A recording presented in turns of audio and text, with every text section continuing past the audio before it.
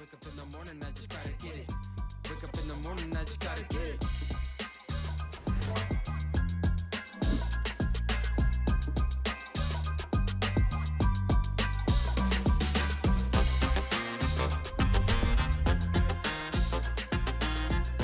All right, welcome everyone to the Schoology Learning podcast. Thanks for joining us. This is the podcast where we talk about some things we're hearing out in the world about education, as well as some tips and tricks about our favorite platform, which is, of course, Schoology. My name is Kellie Adie, and I'm joined by my colleague, Ericka Waterman.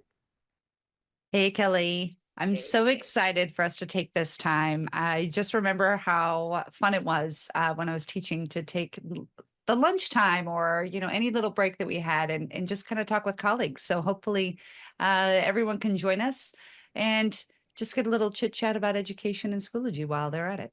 Yeah, so let's get started. So my team is currently working on being able to automatically distribute the course templates that you can build within Schoology out to courses as soon as they're created. So we're picturing this world where users can create course templates. They can map them to the courses that they want. And then anytime a section is created for that course, boom, the course template is applied. And we're really excited about this, but it got me thinking, I wonder how many people are actually using course templates and also the way that they're using course templates, because there's a lot of options out there. And I think in my head, I was picturing like the full bore course template, which is where you create all the content, the shell of everything. And then you have that ready for those scenarios where you have an unexpected long-term sub, you have a teacher who's not certified in this area, you have a teacher who needs to be added to the staff because you have so many students and they have to start teaching something they're not comfortable with. You've got all this material. But what I've come to learn is I don't know if that's the most common use case of course templates. I think it's a certain use case for certain scenarios, but I wonder if we're also seeing a shift to the need for that more than we had before, because we've talked here about, teacher shortages and not having enough staff or having a lot of new teachers. And so I think there's an increasing demand for the have everything put together. I think where I saw it most often would be in virtual environments where we would talk to a customer and they were like, our teacher is really just facilitating what our designers have created. And so they're not even really interacting other than just to give grades for assignments. And then when COVID happened, I feel like there was a, monumental shift to getting more digitized curriculum, which we didn't necessarily have before. So that has shifted, I think.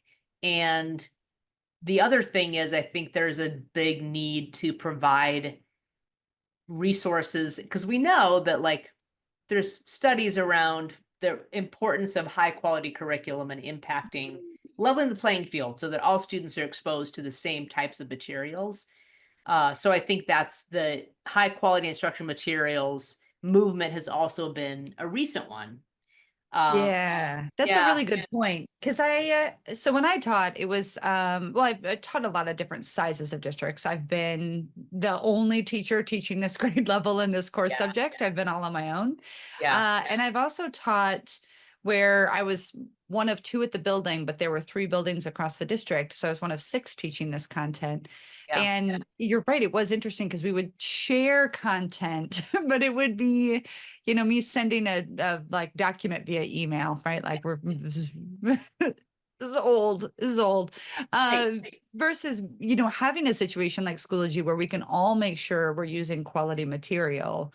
And as we start to be more digitized, being able to have access to that in a platform where it already can exist to be used. I'm really starting to respect the resources and the groups in Schoology and the fact that you can kind of share those around, just because it does make it into like, I could just pull it down and start using it immediately in Schoology instead of having to create and add something, which I was having to do previously. So it's a good point about it. I forget what a big jump we had, how big of an impact COVID had just on the landscape of education overall. Yeah. But, I'm glad you brought up groups because I feel like that's the way we tackled wanting this type of workflow before we even had course templates as an option. And I remember talking to districts around, okay, so, build curriculum groups in the groups area. You can really flesh out almost an entire course shell there.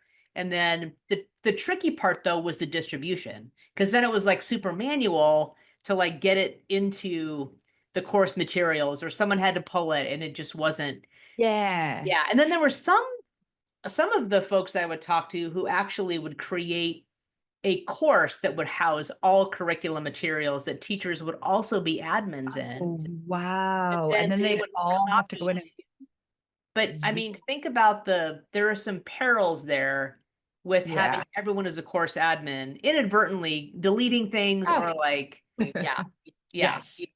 There are so So- many times where I am so like I'm in a demo environment and I'm petrified that I'm going to delete something that maybe somebody added that might need it. And, so to your point, having so many people in there messing around can be tricky too, versus being able to build it in a shell, have plenty of opportunity to perfect that shell over time, and then be able to push it out to the courses, which is kind of, why the template functionality, I think it's going to turn into a really crucial thing if it isn't already for districts. Yeah, I think it already is. We had so many people that requested some kind of course template option. And especially as like we got closer and closer to having more folks on one-to-one environments, more teachers leveraging digital technology for enhancing instruction. And I remember also, pre-acquisition, one of the things that, and I think, we've talked about this before, the public resources area. We created 5 different basic, they didn't have content. It was almost like your course shell outline where you could fill in. So it's like, here's the folders. They're already colored and they have images on them. If you just need a place to start, just add this into your own courses. But again, And it then was you sort can of adjust as needed. Yeah. Yeah. And we got that's what lots I of good think- feedback on that, actually. I could see why, because I'm starting to, as I've been talking to some districts about their use of course templates, some of them are saying like, hey, we're not ready to do the actual content. Because to your point, we're still gathering it, still digitizing it, still making sure it's quality before we push it out to everybody. But we do want to build the shell. Like, let's give somebody something so it's not that blank screen, right? Because we all know blank screens tough to get started. Yeah. Where if you got a shell of something, it's easier to get moving. And also just the benefit of being able to preset some of like the grade setup. Oh yeah. Like some of those things to just save teachers time, right? And ultimately, I think you and I agree, like the big part about Schoology, we want to develop it to continue to develop it into something that truly becomes a tool that assists teachers and helps them and saves them time versus adding on to their workload. So yeah, seeing the shells built as templates and pushed out, I think are also it's a logical step to take with these templates.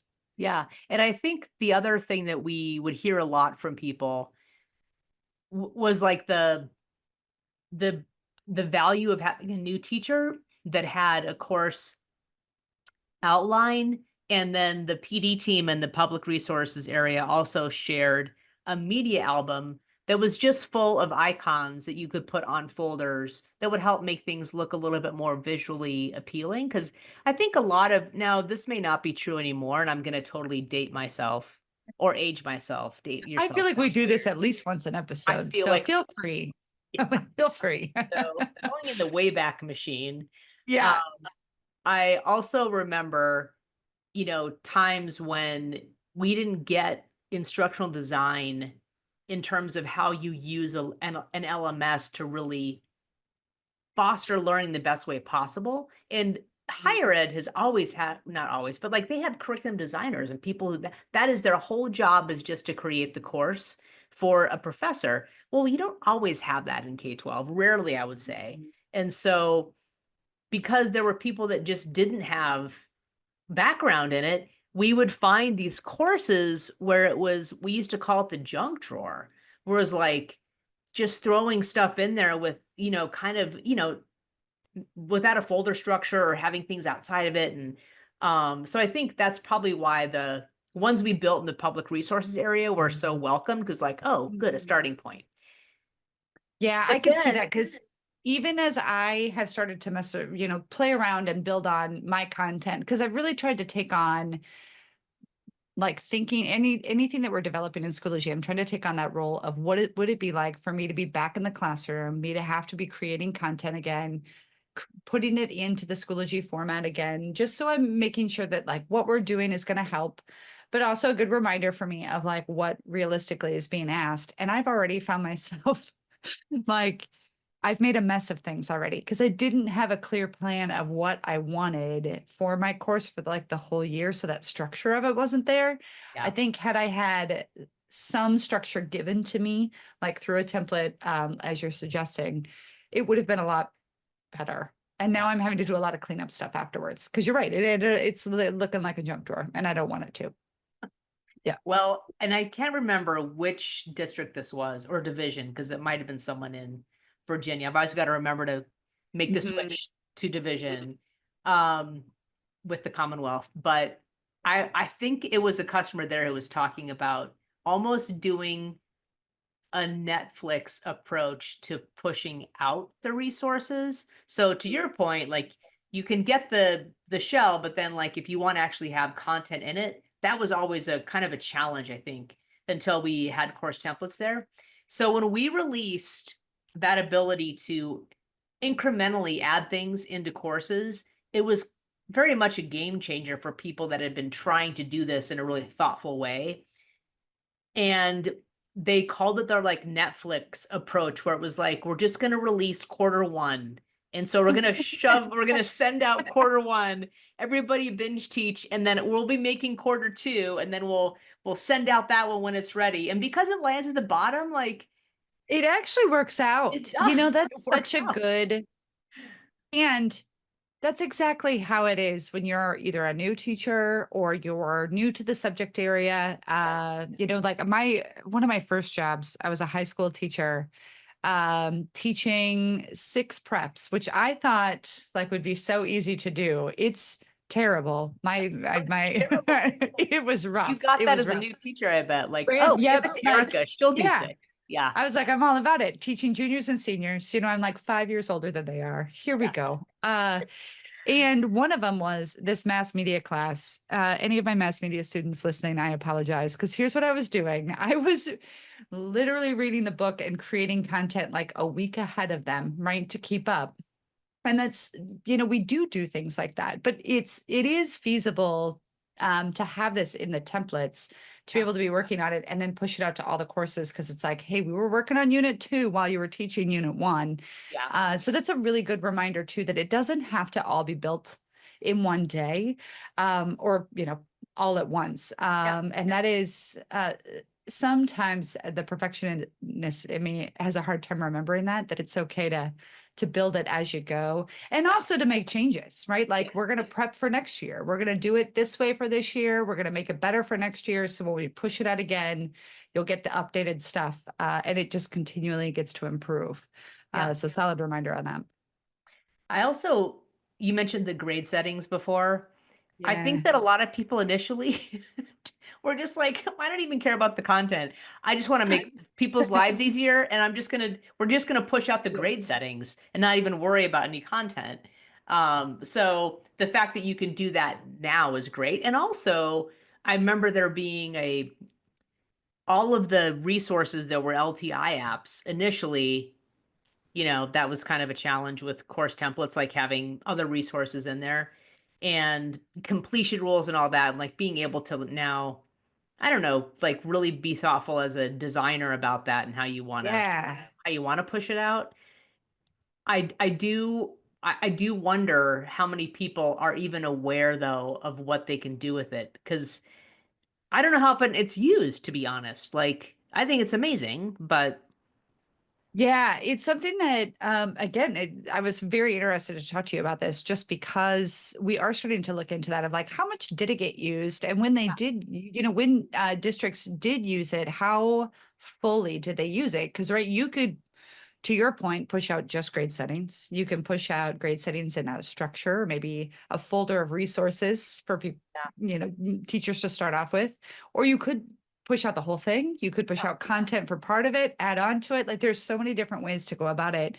And so I think getting the messaging out that it's even possible is beneficial, because I like to think that there are, still PLCs getting together going, hey, this is what we want to kind of create.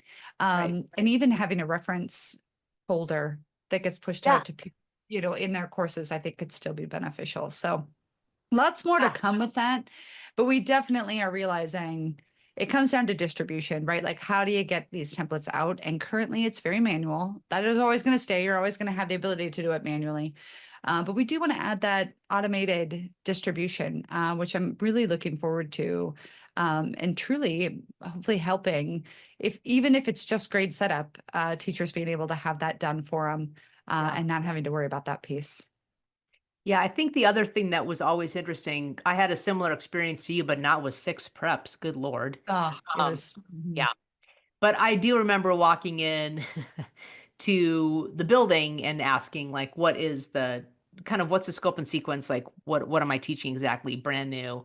And I was just basically shown the book room, like, choose whatever isn't taken right now. You can choose like a class set. And I was like, it was terrifying actually. And having no guidance at all. And there were binders and stuff, but like now the ability to just provide people just with, even if you can add to it. But what surprised me, Ericka, was the pushback sometimes we got from people that were like, we don't want teachers editing anything. And part of me was like, oh yeah, really? Like that just wasn't, I just didn't have that kind of restriction in my own like professional career before I left it and came to the private sector. But there were some good reasons for that. Especially if you are doing, if you've got a curriculum designer and it's a virtual class and you don't have like skilled people, they're just going to be facilitating and making sure kids get through their due dates on time. I guess it does make sense, but I was like, oh yeah, I guess there is a use case for locking it down. It just wasn't my work. Yeah, I think that's why Schoology is currently so hesitant on that, because it's, we truly do see that teacher as the expert. And, you gave a great example of a scenario where, locking that down could be really helpful. But it is also that, having that freedom to say, hey, you know what, I like this, but I think I actually have something better. I hope that person would share that back up so it could improve the template overall. But, being able to add stuff or saying, I want to do this and this, because I think both of these will be beneficial. So it's, that is a super interesting question, that whole edit or not edit, and which is the best route. And of course, in the words of a customer that I talked to earlier on our customer feedback session, by the way, if anybody wants to attend those are on the odd, every even month.